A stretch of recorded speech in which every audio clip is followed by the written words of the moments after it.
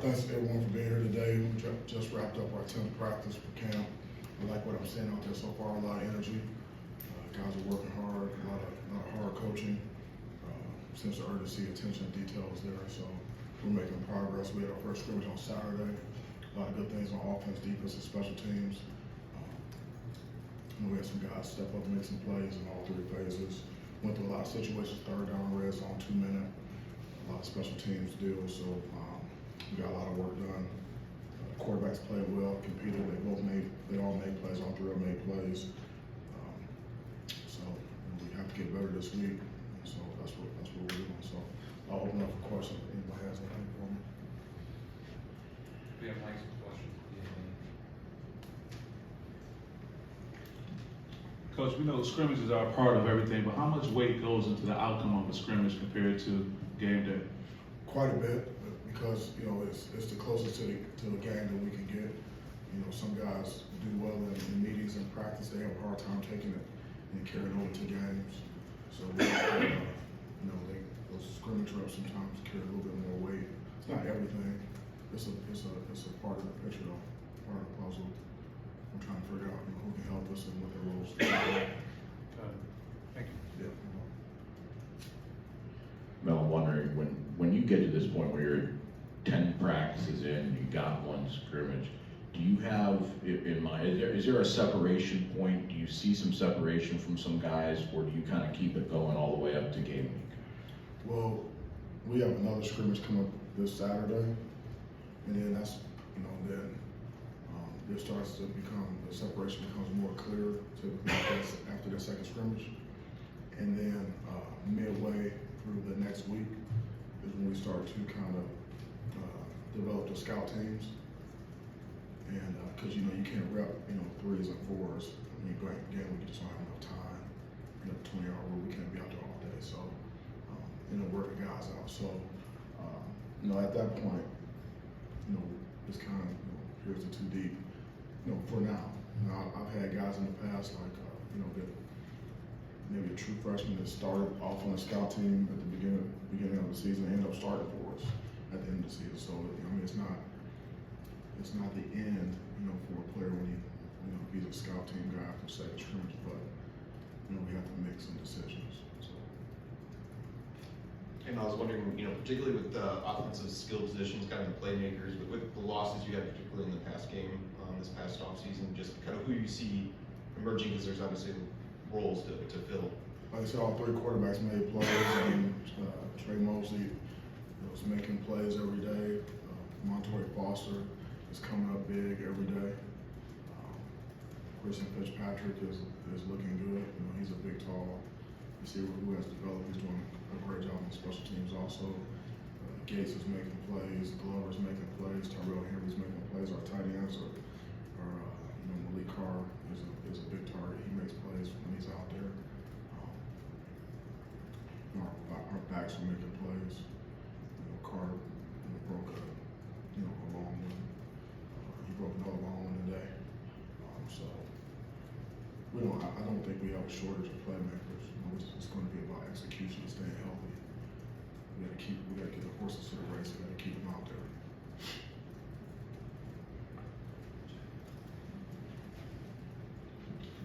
Mel, developing quarterbacks in a scrimmage situation, do you have coaches on the field? Are they on the sideline up in the booth and simulating exactly what you can do during the game? The coaches are on the sideline, except for Coach Kapler's on the field, usually for scrimmages. But everybody else is on the sideline, up in the booth or both. And last week, Jay was talking about the possibility that you would use two quarterbacks early in the season and evaluate it that way. Is that something you're thinking of? Possible, yeah. The kicking and punting situation, I was wondering if there's any separation there, obviously with not much experience in either position. Yeah, so I'm not sure how much separation there is right now, but like John and Kim walks in the door with a very strong leg, like very strong. And Rusty's doing a good job. Rusty. Hank Pepper is back healthy as our snapper. So that's huge for us. You don't know you don't have a snapper until you don't have one.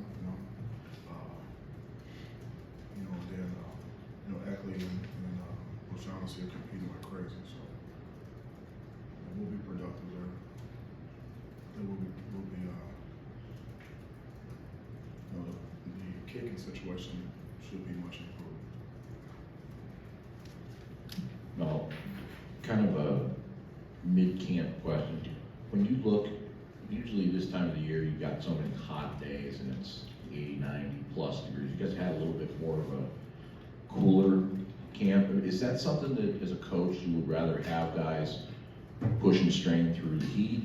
Or do you want to kind of get different experiences, whether it be rain, whether it be colder, warmer? Yeah, we have to be prepared to play and everything. I mean, a couple of years ago, we knew we were going to Miami, so during camp, it wasn't hot enough. You know, we went indoors and turned the heat up, you know, to get that work.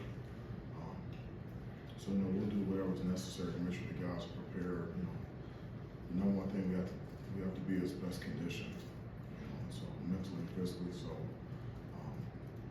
I think it's easy for me to come and say, I wish it was 90 degrees out there and the guys were, you know, cramping up and we have the IV guys and all that, but I really don't feel that way anymore. And I used to feel that way, like that's the only way you could get guys ready, but nowadays, I mean, we just have a lot more information. You know, we're our sports science people and Bill Burkhardt and all the load management stuff. And, you know, we got heart rate monitors on these guys, and we know if they're in shape, if they're not in shape, and how fast they recover and things like that. And, you know, so we try to keep their loads manageable so they can play fast. We're playing fast. We have more guys playing faster in practice than we've had the last 3 years. You know, more guys hitting high-speed reps more often throughout the practices. So that's very important. I feel like we're in pretty good shape right now. We have to stay healthy and continue to get better and practice hard and be physical, but we gotta keep guys on the field so we can get better. We have enough good players to be good. We just don't have enough good players like to, you know, have a lot of guys hurt and still think we're gonna be good. Mel, you mentioned to us about the off-season with some intentional sort of team building and leadership initiatives and whatnot. I'm just wondering, at this stage of camp, are there any new faces that you're seeing sort of bear fruit in that regard? Other than, you know, we know Trey and JD and guys like that, but You mean stepping up as leaders? yeah, that have come as a result of those things you guys were intentional about. I'm not sure if there's any new faces. That kind of stick out to me is that we have our team chemistry is better. I mean, it's just obvious. And we talk every single day about being selfless, and you know, we show demonstrations of that every day in practice with, you know, different guys, both sides of the ball, special teams. So, I do hear guys confronting each other, you know, which is important, you know, respectfully. So it's not always the coaches, you know, having to correct guys and things like that about, you know, everything. So, like we had like I said, we had a scrimmage on Saturday, and like someone overheard Hauser, because both quarterbacks, you know, their units scored early in the scrimmage, and Hauser says to Noah, you know, we have two scores.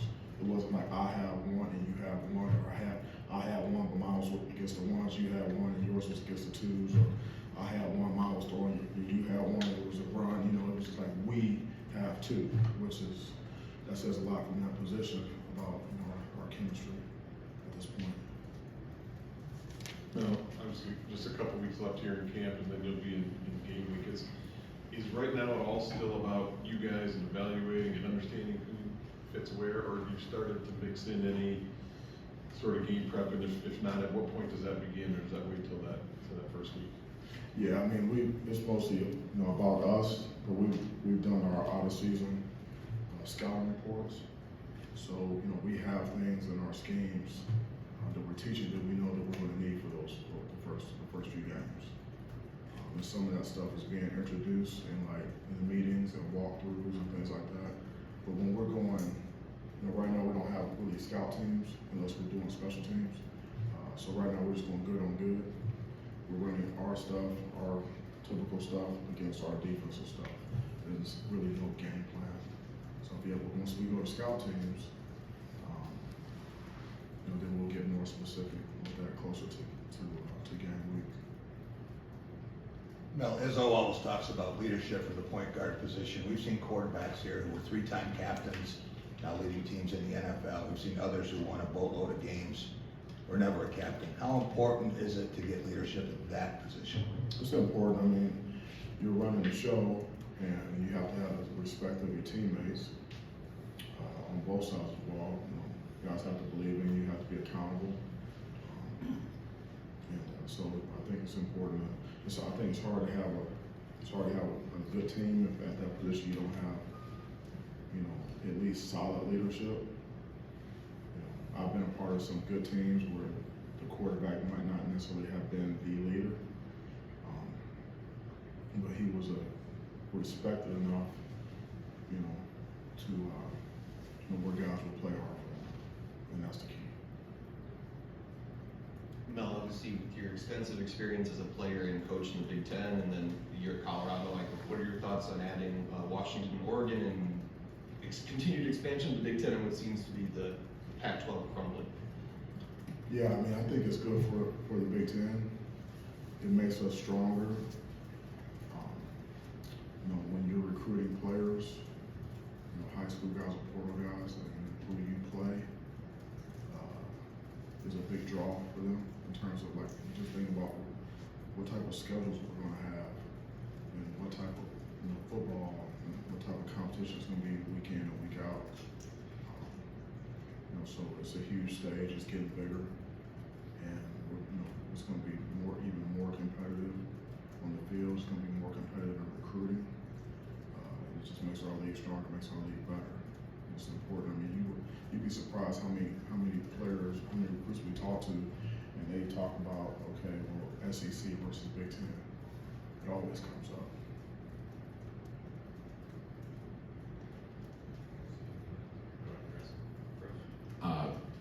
Wondered about the Nickelback position for you guys. You brought in a lot of different defensive backs, the young guys that were here last year, and some of the transfers. How do you view that position right now? And how many guys do you think could you plug and play there? We practice, we rep 3 or 4 guys there. I think you always have to have 3 guys ready to play that position. And you need, you need 2 different types of body types. I think at that position was helpful if you have it. You need more of a kind of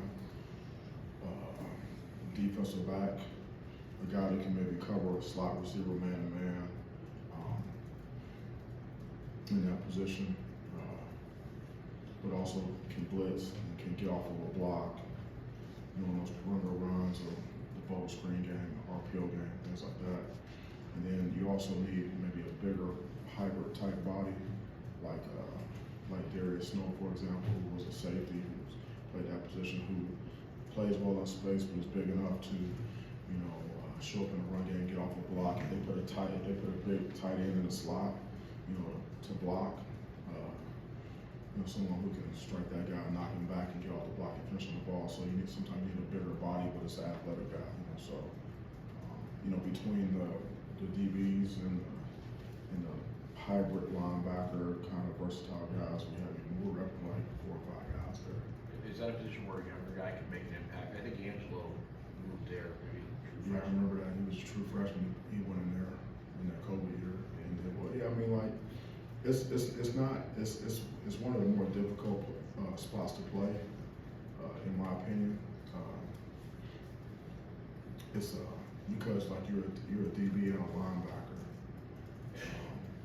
If you're playing left corner, everything is to your right all the time. Everything is in here, in here, in here. And the corner's not easy to play, but when you play in that nickel spot, you're left, you're right. You got plays inside of you, got plays outside of you. mean, it's like, you have to have a lot of awareness, and you have to be instinctive and Jello, you know, one thing that he is a football player, and so, you know, as a freshman, he was able to go in there and play that because he is instinctive. He does know how to find the ball, and he's, you know, very competitive. He's tough. So,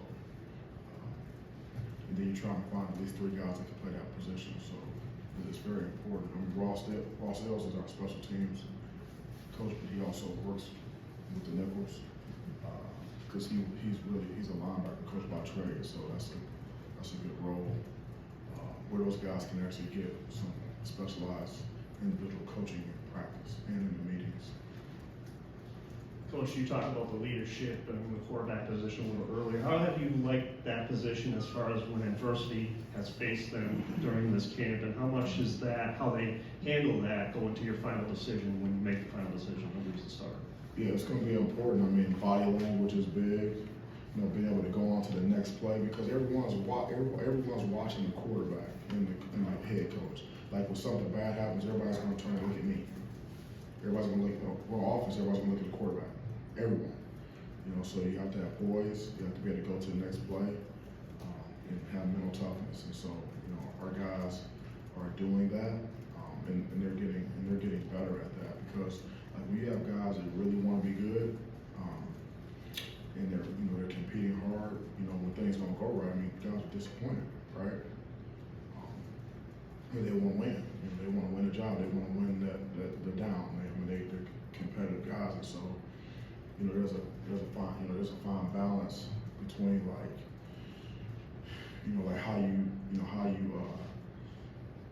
you react after negative plays. You know, it's not like, oh, it's okay, don't worry about it. No, it's not okay, and we do need to fix some things. You know, so it's not. You know, you don't want to have unearned positivity, but at the same time, you got to be able to learn from the last play, good or bad, and then move on quickly. Like I told the quarterback, I mean, like how would it look? You threw an interception. You saw me bent over with my head down for 10 seconds on the sideline. That'd be demoralizing to you and our team. I can't do it. So I got to learn from it, and I got to move on to the next play, and I got to help guys get better at the next play. Same thing with the quarterback spot. So we're getting better at that. I like what I'm seeing so far. Mel, about 15 practices left this fall camp. Where do you want to see the team improve the most so you're not having times where you're putting your head down during practice? Can you say the first part of it? Where do you want to see the team improve the most with about 15 practices left in fall Okay. camp? I haven't been in practice with my head down since we've been, and it rarely happens in games, so that's not part of what you're going to see from us. You know, what else you want to know? Just like, where do you want to see the team improve, maybe? What areas you think can get better? Yeah, well, we need to be able to run the ball better, you know, on a more consistent basis with all the groups that are in there. And that's tight ends blocking, that's running backs. And listen, this season, when people ask me about the run game, if it's not, because it's always not what you want, hey, I'm not going to put it all on the offensive line. I never have. Okay, like today I'm watching practice. Like, you know, if a tight end misses his block, everybody on the line's got their block, man, we can't run the ball. Or if the running back doesn't hit the hole right, like we got a hole there, he doesn't hit it. I mean, the hole's not gonna be there forever. We're playing Power 5 football. I mean, so it takes all, and then like today, Gates made a huge block on Carter's big run. He doesn't even score if he doesn't go in there and dig out that safety. You know, so the run game, and then you got to get the checks right. I mean, like, we're not just going to run the ball over here when they got too many guys over here. We need to run it over here or do something else. So it's a whole package, and everybody contributes, you know, to the run game. And we need to run the ball better, but we're making progress. And then, you know, we need to stop the run better and split safety defense. Man, we just can't drop a safety down, you know, all the time and think we're going to stop the run that way. We need to be a split safety defense and play big boy ball and be able to, you know, knock guys back and control blockers and throw them on the ground and finish on the ball with maybe one linebacker in the box. You know, so we can take some pressure off our back end a little bit. I mean, we got a huge defensive line right now. If we can get these guys to the game, we should be stout. And we got our linebackers back, and they're nice-sized dudes. You know, so run game on both sides of the ball. We need to. I just want to know exactly what to expect when we go out there and play in that first game. Right now, I'm not exactly sure. I'm sure every practice to a coach is important, but are these a big couple of weeks now as you go into your game week because players are tired, they've been practicing a couple of weeks? Is this where you start separating the men from the boys here in the next couple of weeks? Yeah, I mean, every day we're trying to separate guys. We're trying to put them in positions and like I haven't really seen anyone back down. I mean, I've actually seen guys get tougher out there. So, it's going to be interesting to see like how good we get, how much improvement we make like this week and then in the scrimmage. Because that's when I really start honing in on like who are the guys, like who can make plays, and you may call that separating the men from the boys. But we actually really need everyone to be good. Like that's the only way we can have a good team is we can't just have like these 30 or 40 guys over here who can play and all these other, we got 115 guys out there. And we travel like 70 dudes, right? So we can't have like, 30 or 40 good players and the rest of these guys can't play. We don't even coach like that. So I don't even want like the men over here and the boys over here, because that's how we get beat. I mean, we need everybody to be over here. So that's why every day is important, and we just can't like, we can't stop coaching all the guys. Like coaching all the guys that's not like a joke for us. I mean, because you got like Khalil Majid was out there playing for us last year, like out there playing in games. He's a walk-on. You got Justin White was out there like playing for us. I mean, we got guys out there playing for us, like true freshmen out there playing for us. Guys out there playing at 170 pounds. Like, well, during that game, it don't matter. I mean, is it a man or a boy? It don't matter. He's out there, right? So we got to have everybody ready to go. Not looking to try to separate guys. Trying to bring everybody along. All right, thank you guys. Have a good one. Thank you.